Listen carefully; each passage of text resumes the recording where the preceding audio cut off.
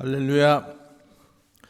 오늘은 고린도후서 2장 1절에서 11절까지의 말씀으로 나의 기쁨이 너희의 무리의 기쁨이다, 이런 제목으로 함께 은혜 나누겠습니다. 우리가 지난 시간에 바울 사도가 고린도 교회에 대하여 예가됨을 배웠습니다. 그래서 오늘도 계속해서 바울 사도가 왜 고린도 교회를 직접 방문하지 않고 편지를 보냈는지에 대해서 배우고자 합니다. 먼저 우리가 지난 시간에 본 고린도후서 1장 23절 4절의 말씀을 잠깐 먼저 보겠습니다. 내가 내 영혼을 두고 하나님을 불러 증거하게 하시노니 다시 고린도에 가지 아니한 것은 너희를 아끼려 함이라. 우리가 너희 믿음을 주관하려는 것이 아니요 오직 너희 기쁨을 돕는 자가 되려 함이니 이는 너희가 믿음에 섰음이라. 이렇게 말씀합니다. 이 말씀에 보면은 바울 사도가 고린도 교회를 직접 방문하지 않고 편지를 보내는 것은 고린도 교회 성도들을 아끼려고 그렇게 한다는 것입니다. 이것은 바울 사도가 지금 당장 고린도 교회를 방문하게 되면 교회에서 문제를 일으킨 자들을 치료할 수밖에 없기 때문에 먼저 편지를 보내므로 그들로 하여금 회개하는 기회를 주고자 하는 것이죠. 그러면서 바울 사도는 너희의 믿음을 주관하려는 것이 아니라 너희의 기쁨을 돕는 자가 되려 한다라고 이렇게 말씀합니다. 고린도 교회는 바울 사도가 복음을 전하기 위해서 세운 교회입니다. 그러므로 고린도 교회 성도들 대부분은 바울의 섬김을 받은 자들입니다. 바울로 인해서 예수를 믿게 되고 또 그 신앙이 성장하고 세례를 받고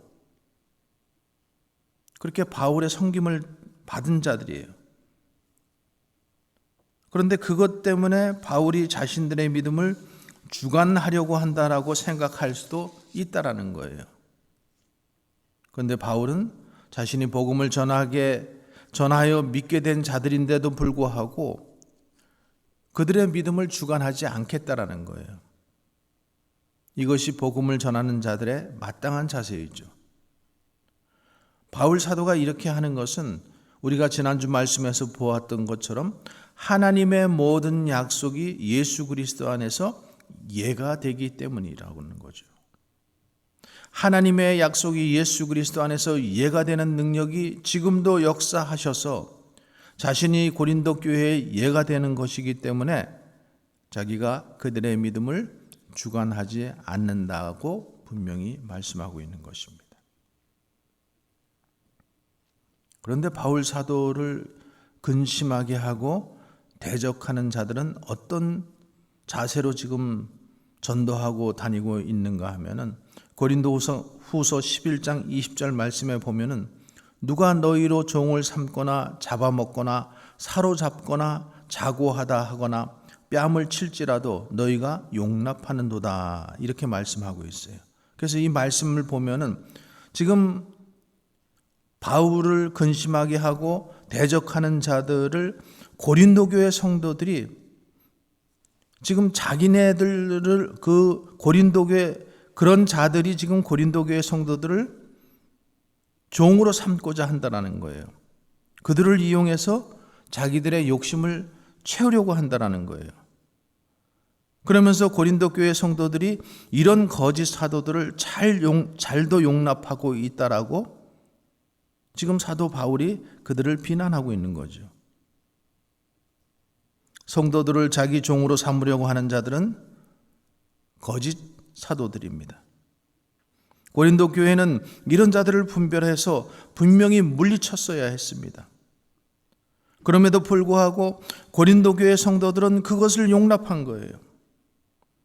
그러면서 도리어 참된 목자 바울을 불신하고 배척하는 것입니다. 오늘날도 어떤 목사님들이 목회를 한다고 하면서 교인들을 자기의 종으로 삼으려고 하고 자신들의 욕심을 채우는 대상으로 생각한다면 오늘 이 사도 바울의 책망을 받는 것이 마땅하죠.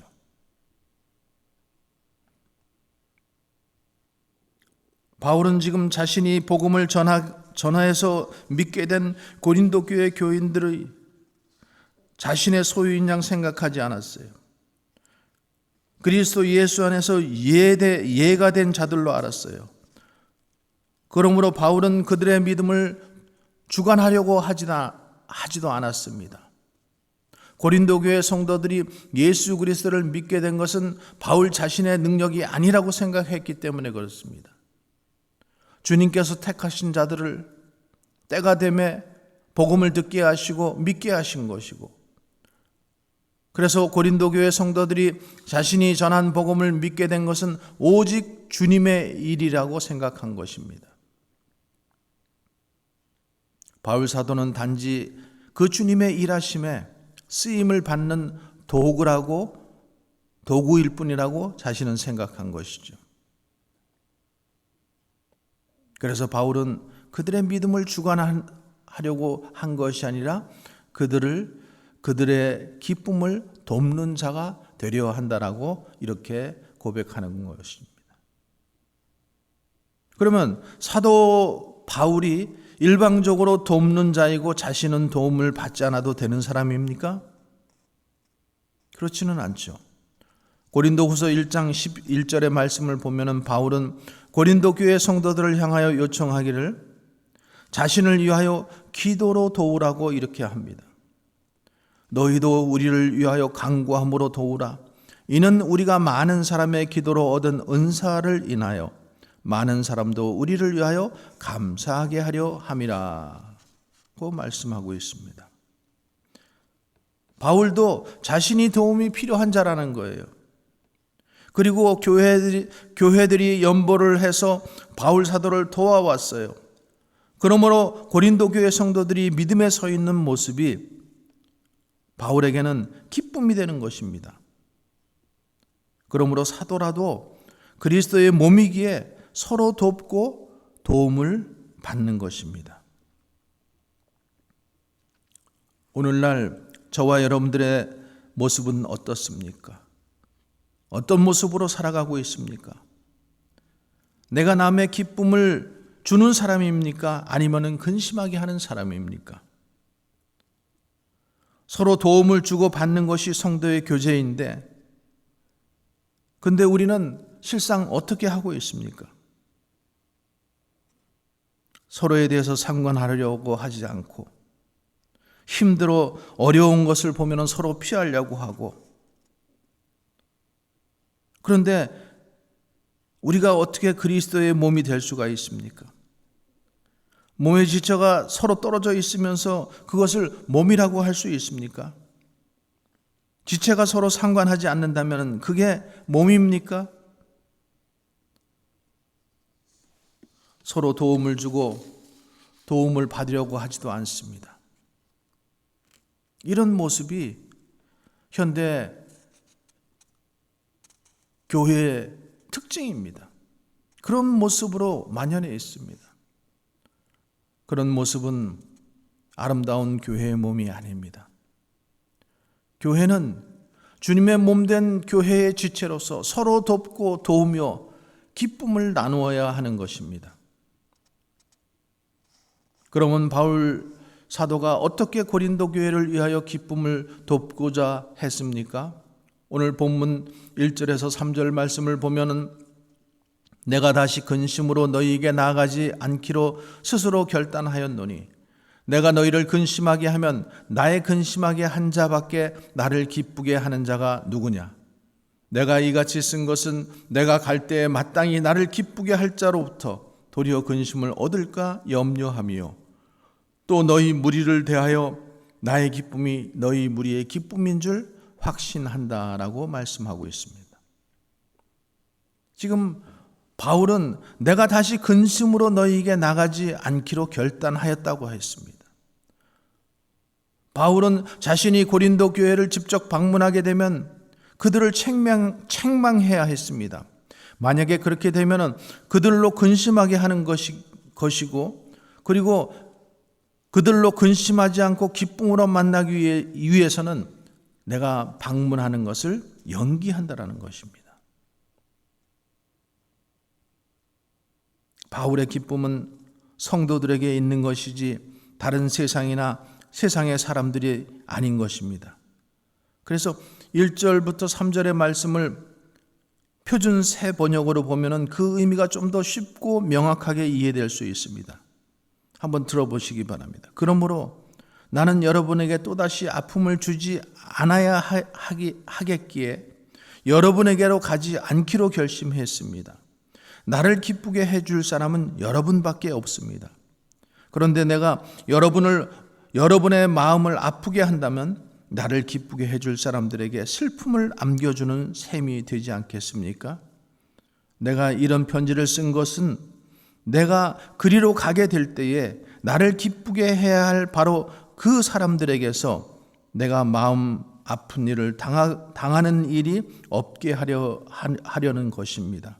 내 기쁨이 여러분 모두의 기쁨임을 나는 여러분 모두를 두고 확신합니다. 라고 말씀하고 있습니다. 여기에서 보면은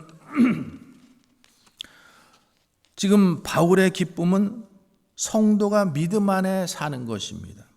그 기쁨은 바울 자신의 기쁨만이 아니라 고린도 교회의 기쁨이 된다라고 이렇게 확신한다라는 겁니다. 그래서 바울이 데살로니가의 편지에서도 보면은 데살로니가 성도들이 궁핍한 가운데에서도 그들의 믿음이 있었기 때문에 그들이 주 안에서 서로 간절히 보고자 하는 사랑 때문에 위로를 받았다라는 거예요. 하나님 안에서 너희를 위하여 모든 기쁨으로 기뻐한다라고 했습니다. 여러분, 우리에게는 이런 기쁨이 있습니까? 우리 성도들이 한 주간 만에 만나서 무슨 이야기로 꽃을 피우고 있습니까? 방금 말씀드린 이런 말씀의 내용으로 서로 기뻐하고 있습니까? 아니면은 썩어지고 쇠하여지고 더러워질 것들, 곧 불에 살라질 것들을 이야기하느냐고 정신 없습니까? 바울의 기쁨이 우리의 기쁨이 되기를 바랍니다. 오늘 본문 4절 말씀을 보면은 내가 큰 환난과 애통한 마음이 있어 많은 눈물로 너희에게 썼노니 이는 너희로 근심하게 하려 한 것이 아니요 오직 내가 너희를 향하여 넘치는 사랑이 있음을 너희로 알게 하려 함이라고 했습니다. 바울은 큰 환난과 애통한 마음이 있어서 많은 눈물로 편지를 썼다고 했습니다.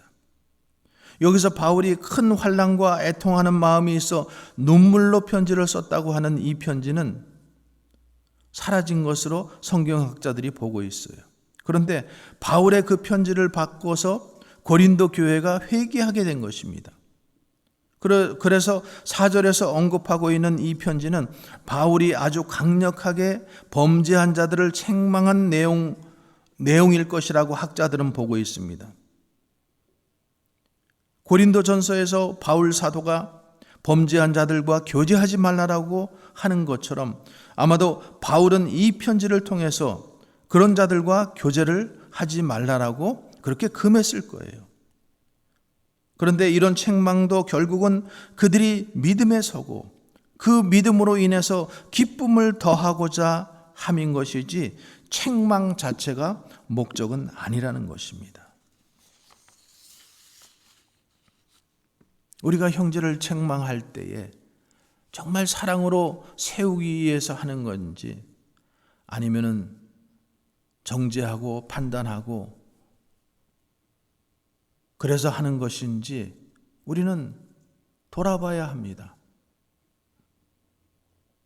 우리는 우리 자신들을 볼 때에 미워하고 판단하는 마음으로 책망할 때가 많은 것을 인정하지 않을 수 없습니다.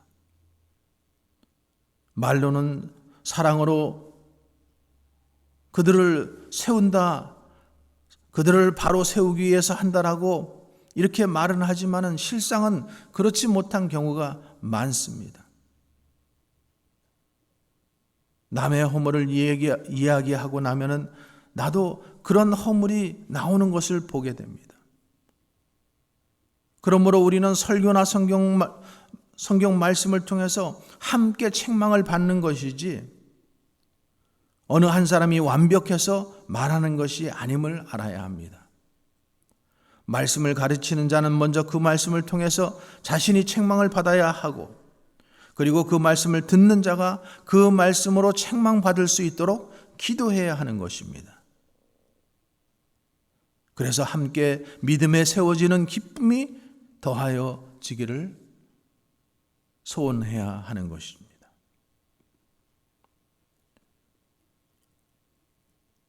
5절로 9절 말씀을 보면 근심하게 한 자가 있었을지라도 나를 근심하게 한 것이 아니요 어느 정도 너희 무리를 근심하게 한 것이니 어느 정도라 함은 내가 너무 심하게 하지 아니하려 함이라.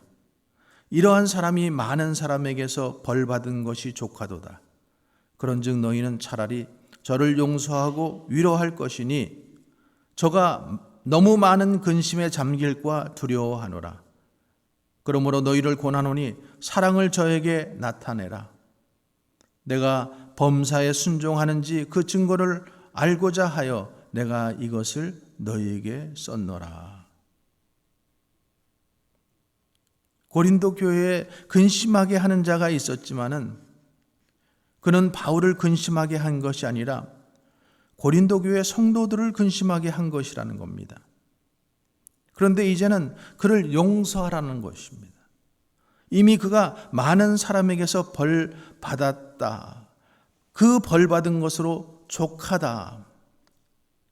그러니 그 벌은 많은 사람들이 그와 교제하지 않았기 때문에 바울은 그 벌 받음이 이제는 족하다고 그렇게 보는 것이죠.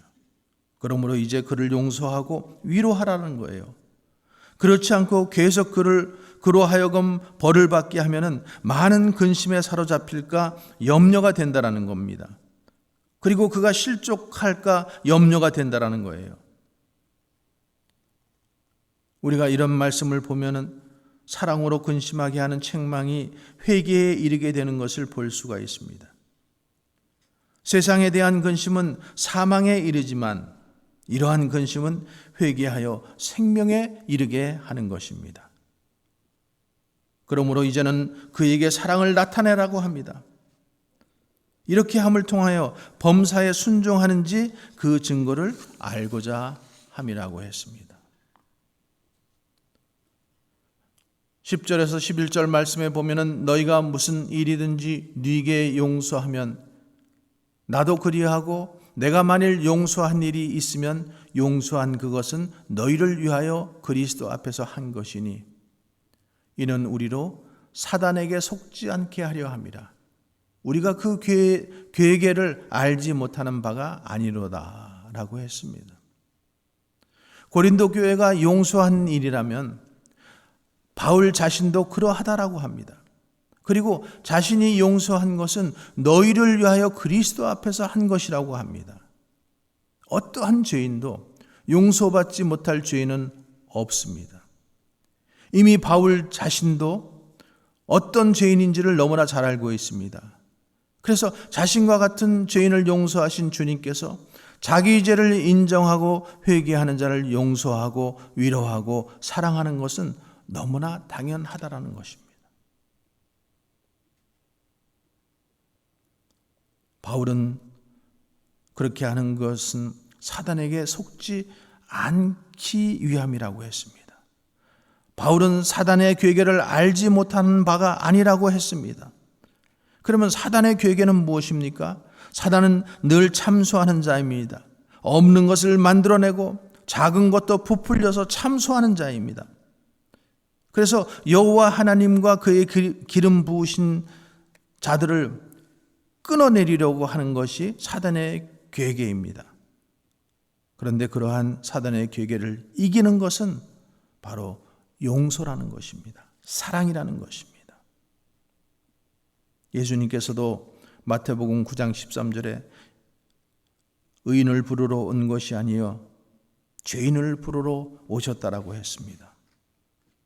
성령 하나님께서 우리에게 은혜를 주셔서 우리로 이 주님의 용서의 위력 속에서 서로의 기쁨을 돕는 성도들이 되게 하여 주시기를 주님의 이름으로 간절히 축원합니다. 기도하겠습니다. 지금은 우리 주 예수 그리스도의 은혜와 하나님의 크신 사랑과 성령님의 내주 교통 역사하신 은혜가 용서함으로 하나님께서 우리를 용서함 같이 우리가 서로 용서함으로 우리 주님 예수님께서 모든 성도들과 함께 강림하실 때 하나님 앞에 거룩하고 흠이 없게 쓰는 자가 되게 하여 주시기를 주님의 이름으로 간절히 축원합니다.